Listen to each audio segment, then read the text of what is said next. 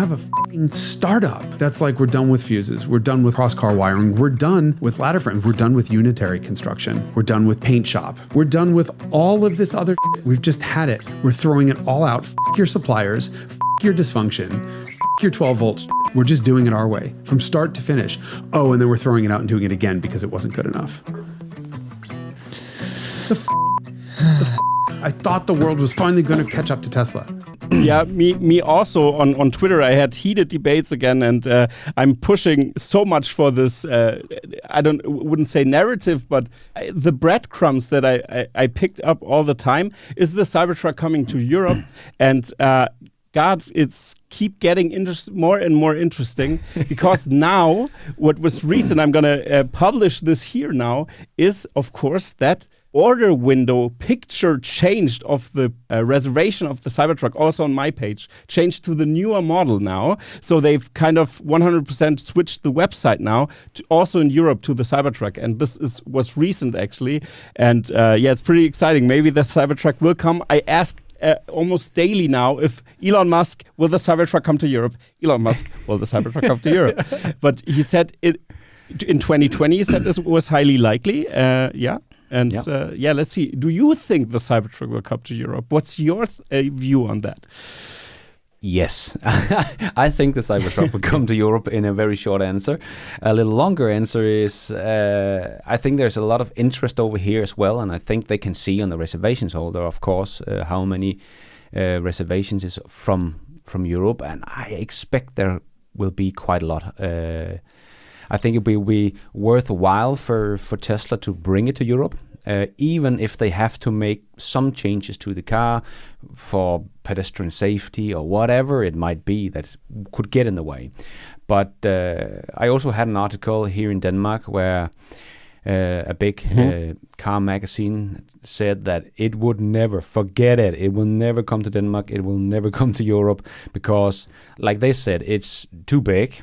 Well, first of all, we got F-150s over here, and that is actually the same length and the same width, but the Ford F-150 is actually higher. So it's smaller than an F-150, so I can't really see how that could be a problem. And then they, of course, talk about the weight of the car, then it's too heavy. And that is true in some cases, but in the UK... Yeah, we got it, the overlay. Yeah, that's the news magazine, yeah. But in the UK, they already changed the law for electric vans back in 2018 that they are no longer just allowed to have 3,500 kilos. They are allowed to weigh 4,250 kilos.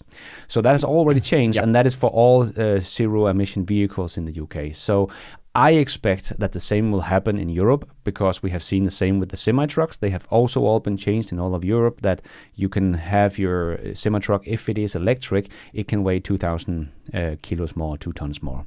So I expect the same thing to happen here. But where this article from Denmark kind of fell apart from me, it was when they talked about when they talked about the charging plug because like, oh man, that's not even an issue. What are you talking about? That's like, oh man, you just ever. Yeah, like where do you think the Model S is made? And we have that in Europe, but yes, it has a different charging plug over here. So like, oh my God. They actually made that an issue. Like, no, forget it. You can't charge it over here because they have a different plug in the US. It was like, okay, never. I'm not going to read the rest of this article. This is just too stupid. Yeah, this is actually insane because I also see that the headlines we have and also some of the comments are pretty hateful towards the Cybertruck. Oh, like it's so interesting, especially in Germany, people are so triggered by pickup trucks and by electric pickup trucks and by Elon Musk's pickup truck, of course. So they're so triggered with that. But overall, I'm because you've talked about pedestrian safety. I also talked with Brian so thoroughly about this with the crash tests and everything. We've had so great crash tests visuals already from the Cybertruck with the crumble zone, but we can speculate all day about the crumble zones. We need the data, and there is an interview coming up. I want to plug this here. pretty soon about this topic, where I interviewed someone from Fraunhofer Institute here in Germany, who is an expert actually in regulations, and that's the funny thing. He's a friend of mine. He works there, and he's super informed about the laws in Europe, because the Fraunhofer Institute kind of is a little bit like a government bodied financed research facility. So this means they're pretty close to the government actually. So they need to dive deep into the rules to get this. And he had interesting things to say about that, but I won't spoil too much. But overall, like we've already seen and discussed, I think even the pedestrian safety shouldn't be an issue. But Lars, and one Elon thing also tweeted about that. Yeah. Mm-hmm. Elon also just of course. tweeted about that he thinks that it would be safer for occupancy, but also for pedestrian than a normal pickup truck. So I think they have thought of this. Yeah. Elon Musk recently tweeted that. That was pretty cool to see that. Also, that they said that because that implies that Elon had the reports of the crashes reports, and of course NHTSA is already through, because if that wasn't true, then the pickup trucks couldn't drive around in the US, especially those 10 that they delivered right now. So yeah.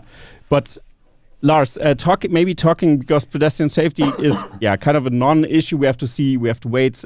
We cannot, especially in Europe, of course, we have to wait until NCAP really tests, Euro NCAP tests this. But now talking about the technology, maybe we can go into the technology again. What is so special about the Cybertruck? We've heard this millions of times, and I think my viewers here as well.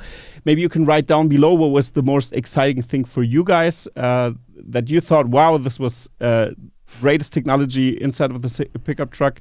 So maybe you can write it. But Lars, maybe we can go through the technologies that are in the Cybertruck, and then we can see what this new vehicle category can have from this, of course. Yeah. Well, I think the whole steer-by-wire thing that they have created was quite impressive. Also because they can also steer the back wheels at the same time. So this just gives them very, very free hands to control everything. And they can come with an update if they get some better technology, or they want to do something, make the back wheels turn even more, so they can do some kind of different turns and all kind of stuff. Because now it's just software once again. So that's pretty cool. Yeah. And it made this huge, big Cybertruck very maneuverable. And I think that is... very, very important as a work truck. Because when you're going around on construction sites, you want your car to be very maneuverable. And it turns, it has a turn radius of a Tesla Model S pretty much. And that's because, as you can see on the little video you're showing here, that when it drives 5 miles an hour, when you do a 180 lock on the wheel, it turns the front wheel quite a bit, and also the back wheels quite a bit to make it turn even faster around. And then the 45 miles per hour, where we can see a whole lock doesn't change the front wheel very much compared to the other ones. And so also you can see and this line in the middle, if people are not confused, this one is the wheel. The steering wheel. So how much the turn radius is, like how much degrees. So this is like it's not 180 degrees, but it's 170 maybe 170 degrees turning radius. And what I also think so interesting is to see here now is the top view actually of the steer-by-wire engines and things, because we've seen that in the factory tour where people walked around. We've seen some parts of that, but here it's pretty good visualized how this works. So maybe you can tell the audience a little bit, maybe not to get too technical, because of course I don't think we both are engineers, but but we can kind of skim through it. What's so special about it? Yeah, and also because it's motors that's actually using this, and I can't remember the numbers now, but Jason from Hagerty that made a very great review. Yeah. Hagerty makes some awesome production in general. If you like cars and good production videos, they are a channel to follow. But he also explained that these 3 motors, because it's actually just one motor in the back, I think, and 2 in the front or something like that, or the other way around. But the current that is going through all of that and the voltage, he said that was like pretty much as in a house would have to handle in the old days. So that's also why they brought the whole next technology with the 48-volt architecture into the car, to be able to manage all of this great technology. And as Elon also said in the interview with Sandy Munro, it's not like it's a breakthrough technology to raise things to 48 volt or to have the control area system, these cans that is talking to each other through internet or Ethernet.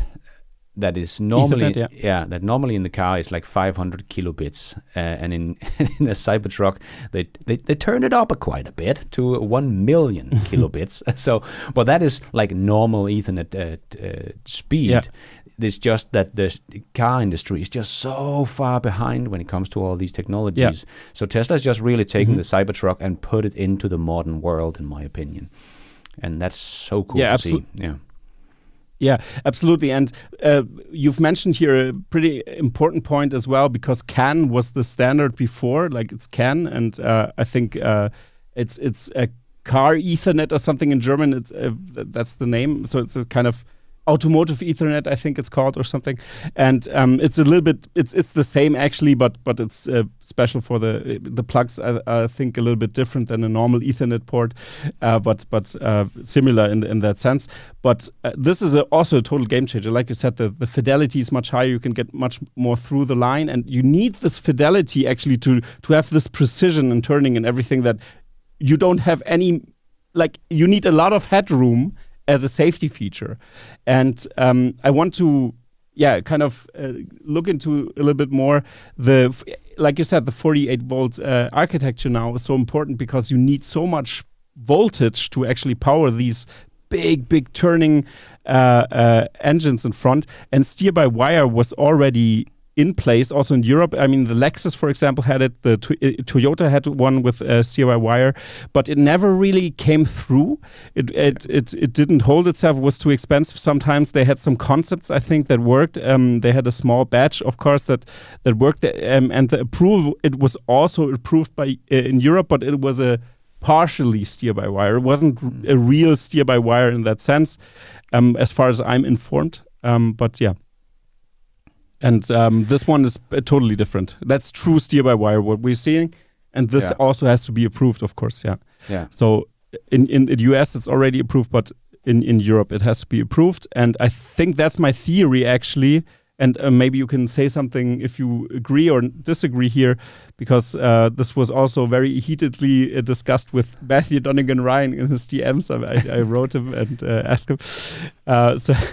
But actually, getting the Cybertruck to Europe is a strategic point for Tesla, in my opinion, to get all this technology. It's like a Trojan horse. The Cybertruck is a Trojan horse to get all this technology to Europe approved, because then we have steer-by-wire approved. We have 48 volt architecture approved, because now they have the car. They need the approval process already done, because when it's the biggest car they make, and when they go lower, it shouldn't be a problem at all to get everything approved. Also the cyber design. So this is something if the crash tests work in that configuration, then the other car categories that might come will work, of course. Yeah.